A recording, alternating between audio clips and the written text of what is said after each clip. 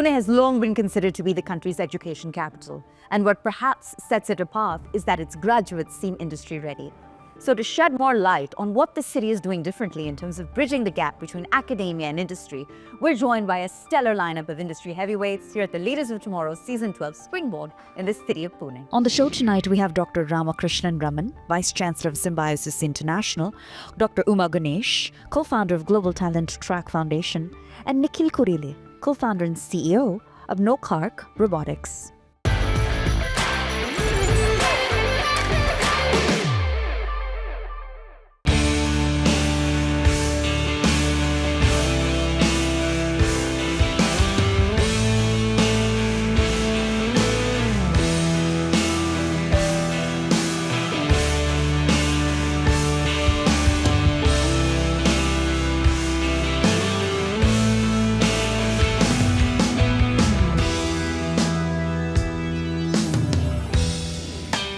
Dr. Raman, I'm going to kick off the conversation with you. Pune has long been credited as making manufacturing smart, right? How much of that is people versus process? It is a combination of both people and process, I would say. If you look at Pune, it has been the destination for education for so long. 1885 was the time when Ferguson College was established here. Then 1949, Pune University. 1971, Symbiosis. 2025, we're going to have a university that's going to be established by Forbes, Marshall and Thermax. They're going to focus on a specific area. Why? Because this is the place where there are so many who are looking at this city when it comes to education. So that's about the people part of it. And that's been so due to several reasons. Several reasons including the job opportunities, the city per se, the climatic conditions, the cosmopolitan culture, the acceptance of all people here. There are several other laundry list of things that you can talk about. Then talking about the Jains who are there here when it comes to the manufacturing. Yes, be it auto manufacturing setup or even tractor manufacturing, there are small and medium enterprises who are the component suppliers for them, or even the IT when it comes to the IT Jains providing services across the globe, they are present here. So it is a mix of both, great kind of talent that is available here, plus the kind of industries who are there here, who have set shops since ages. Fair enough. And I want to build on that coming to you now, Dr. Uma. So as we just, heard the Vice Chancellor mention, Pune is, of course, attracting top minds from across the country, all right? But while we are obviously very well aware of its prowess as an educator, this city as an educator, what luck has it as an employer, ma'am? There are several institutions which are credited with creating talent which is required for the industry. And that is one of the reasons why we see that not only the population in Pune, but there are several individuals who migrate to Pune from other parts of Maharashtra, from Madhya Pradesh, and various other states. But one of the challenges which the industry faces, be it manufacturing, be it IT, startups, MSME sector, financial services sector, all of them are looking at education along with relevant skills that would make those who are coming out of the education system employable. And this is compounded by the fact that in today's context, technology, particularly artificial intelligence, generative AI, and various other such technologies are making matters even more complex. And therefore, it is absolutely essential for all of those who are going through the education system and even those who are beyond the academic system to have relevant skills and keep updating themselves on a regular basis. Well, Dr. Uma, I just want to play devil's advocate for a moment and build on your comments and come to you now, Nikhil, because the leading criticism of the Indian education system is we are churning out graduates, right? But they are not employable. They don't have the requisite skill sets to compete on the global stage, right? How do you respond to that? I think kind of institute I have been fortunate to do my education. I think they're trying to build education more from the point of view of research orientation rather than skills, I think. And that is one of the reasons why there are so many institutes like Scalar is one of the startups which has come up, which is basically primarily focusing on skills than the Masai school. And I think Maharashtra has already done it. Our education curriculum definitely is way, way different from what actually is required. None of my co-founders are from electronics or any background, but what they are doing is completely different from what they have learned. And similar is the case with most of our R&D team. So I think it is more right now the clubs, the different programs, different competitions, which I think Symbiosis is one of the examples, COEP, and Pune is really, really good in that aspect. That is creating more scalable job in the core sector compared to what institutes are doing, to be very honest. And I'll come to you now, Dr. Uma, because another criticism when it comes to our graduates is that while they are technically very strong, their prowess is clear when it comes to the softer skills, the managerial skills. It's an area of much needed improvement. Let's put it that way. And that, of course, plays a critical role when it comes to competing on the global stage. How do you respond to that, ma'am? The real challenge in terms of employability in this country is with a very large number of individuals, young people who join the academic system across the country who are not that privileged to have had the opportunity or rather the ecosystem that is required to prepare them for the job market. So it's not so much a challenge with the leading institutions, whether those are the IITs or the top universities, but the hundreds and hundreds of thousands of students who go to smaller town institutions and then they are lost somewhere along the way. So you did mention about soft skills. We train at GDT Foundation, for instance, on an average 100,000 students who come from this kind of category, students from smaller towns, students who are disadvantaged, and yet they have the same aspiration as those who go to top schools to do well for themselves, to build successful careers for themselves, to help their families. And with all of them, while working with them, what we find that there is one fundamental thing which is missing in them, which is the self-confidence.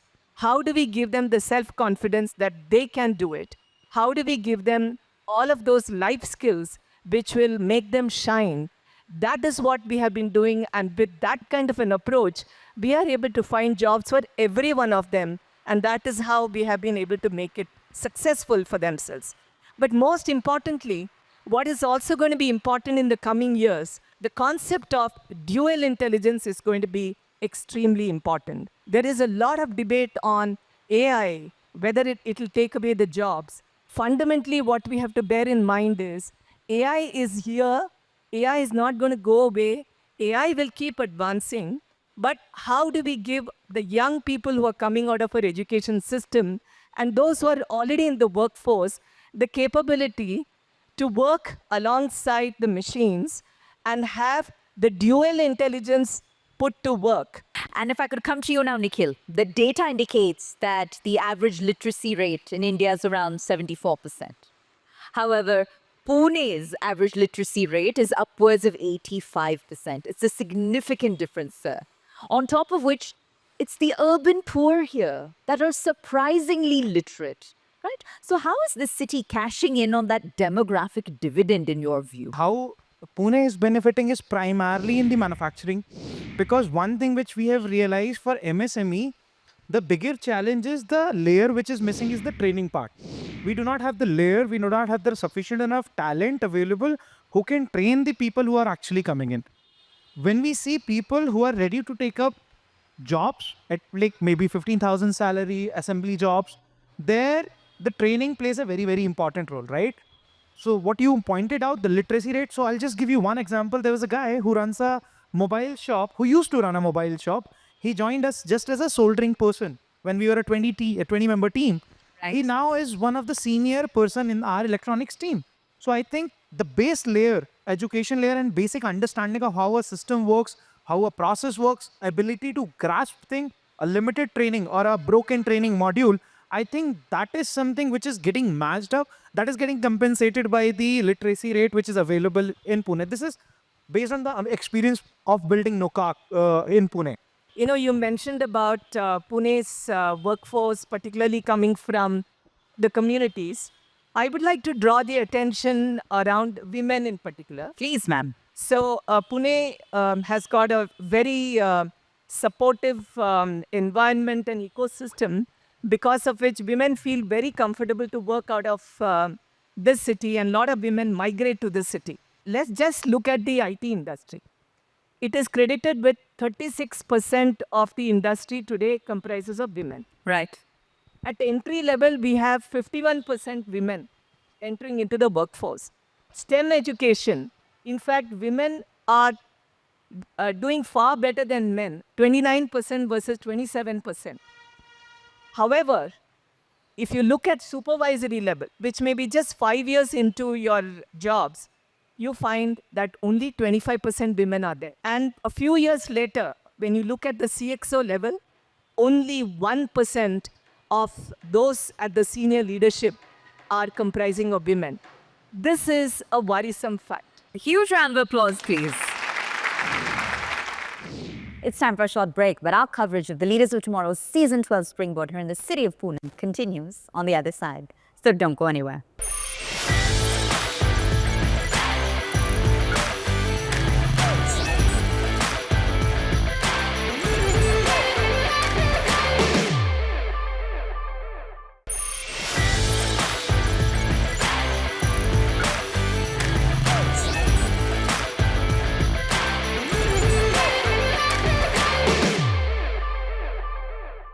Hello and welcome back to our continued coverage of IDFC First Bank presents Leaders of Tomorrow's Season 12 Springboard here in the city of Pune. Now, one of the leading criticisms of the education system in our country is that we're churning out graduates, but they simply do not have the requisite skills to compete on the global stage. But the city of Pune is beginning to shift that perception. So what's the talent development plan that this city has embraced? Well, we're here at the Leaders of Tomorrow's Season 12 Springboard here in Pune to find out.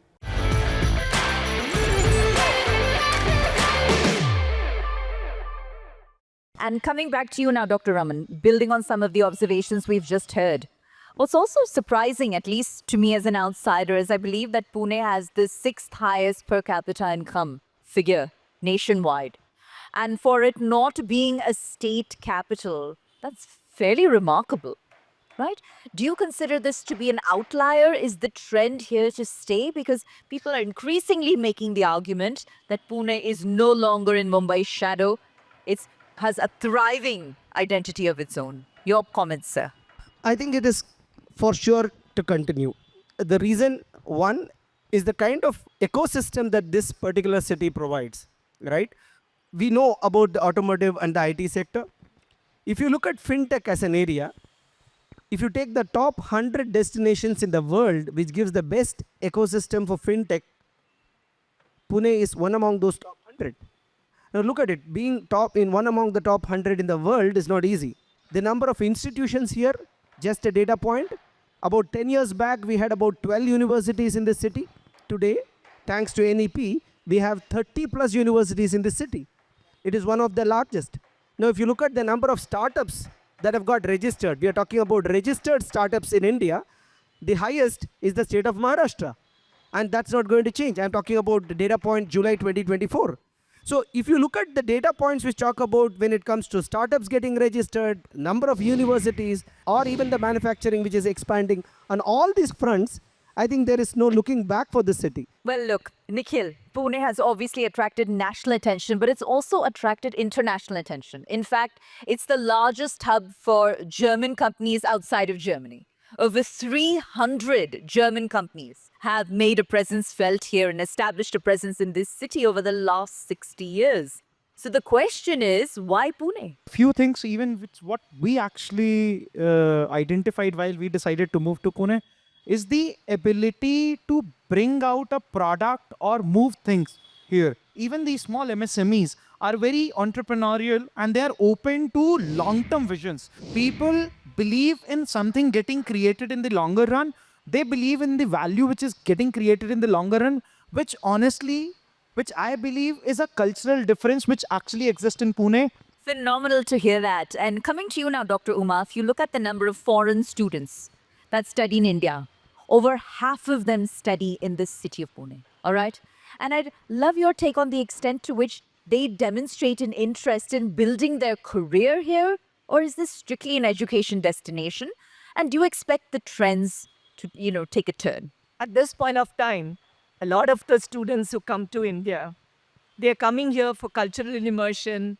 They're coming here because of the opportunities to educate themselves in the latest trends in technology. And of course, they want to build careers. Sometimes it is not possible to build those careers in India because of the visa restrictions, because of the country to country understanding, and so on. And we in India, we ourselves have a huge population and a huge talent, which we will have to accommodate in the ecosystem. But I think in the days to come, this trend may change. As we have seen in several developed countries, as we keep moving up the ladder, if we can see these examples in some of the states, for some of the blue collar jobs, we do not have workforce available anymore from within the state. Hence, some of states where there are lesser opportunities, people tend to migrate there. I guess over a period of time, this will happen for the country as a whole, where we may be requiring the talent force not just located within the country, but because of this virtual network and any place, anywhere work situation. The number of students who are coming to Pune from all across the globe, for example, at Symbiosis, we have students from 82 countries, right? And that's the case with Pune University. You have got so many students who are coming into Pune University from across the globe. When a student chooses a destination, he just doesn't choose a university. He chooses an ecosystem there, right? How am I treated in this city? Am I treated equally with everyone else? Is this inclusive? These are some critical points which students evaluate while they choose a city. The other states are also equally competing. If you look at the foreign universities which have set shops in India, they are not in this state today, they are in some other states. At least 3 have already set their shops and it's not this state, which is again serious point to actually consider why not this state. So there are other aspects which are coming in when it comes to attracting good students to the city of Pune and the state of Maharashtra, be it the quality of life, the roads, the experience that they get here, the air connectivity is straight connected to this city. Today, of course, Bombay is connected, no doubt Mumbai is connected, but there are other aspects that come in. Having said that, will this competitive edge of attracting large number of students continue? Yes, but not for a long run. I would say things are changing. Unless we go ahead and make some serious changes, we might lose this competitive edge to some other state, to some other city. Well, speaking of changes, and I pose this last question to all 3 of my panelists, and I'll start with you, Nikhil. What more would you like to see from the government, right, by way of a transformative impact on this city? And how can the public sector and the private sector perhaps better work to transform Pune as we know it? I think not just from the point of view of this city. I think one part which is very important, which is added in everyone's life, we used to call roti kapda makan. I think now health Ji. has been added to that particular part. So I think nurturing homegrown companies becomes very essential for a startup like ours, where we do not come from a family which has already navigated through the challenges. I think these challenges should be minimized, so that while nurturing and building these startup, we can focus more on the intrinsic things rather than fighting things which are not adding values to us. I think that is where government can help really well. And I think one of the examples is while we were doing ventilators during COVID, government actually did it, but it actually should be the normalized case. It should not be just one of the case where the country, we are only solving for government. When we are doing it for the larger part, then also the government should think of eliminating the teething issues, which actually is something which we can't be discussed, right? So there are certain issues which needs to be taken care by government. Phenomenal. Thank you for sharing that. Coming to you, Dr. Uma. I would say that the governance in this city is one of the best in the country, and they are very, very approachable, whether those are the commissioners, PMC commissioner, PCMC commissioner offices, or for that matter, those who are elected representatives of the city. They are all very approachable and very knowledgeable. My only request that I would put out to all of them, and also for the citizens of the city, would be to develop the social infrastructure further. so that the city will continue to remain friendly and accessible by all, and make it even more women friendly. And Dr. Raman, I'll give you the last word. Oh, thank you. I completely agree when it comes to the city of Pune. Do you feel safe? The answer is 100% yes. Are people approachable? Can you approach people in power? 100% yes. No doubt about it at all. What is needed is the speed of execution. I feel we'll have to be fast. We'll have to be consistently fast. It should not be sporadic. It should be consistently fast. Roti kapda makan is old story. Sadak bijali bandwidth is the new story. You'll have to ensure that it becomes fast in all the three parameters. Smartness and smart city should be fast. We need not keep waiting for it. I know there are so many issues of it, but if we are fast and consistently fast in developing the infrastructure, in issues related to waste management, creating energy from it, it'll be fantastic. If we are able to get that pace, that is the only request that I have. We'll be fabulous. We'll be number one in the country as far as the city is concerned. I'll just request if I can.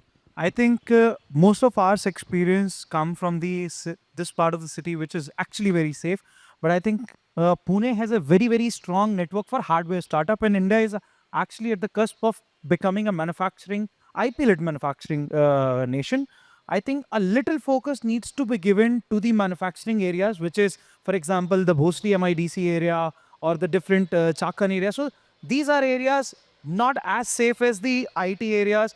We actually find it very difficult. As what ma'am pointed out, there's a very high attrition rate in female employees at a higher roles, just because they do not want to travel to that part of the city. So if administration could do something for that, that would be really helpful, I believe.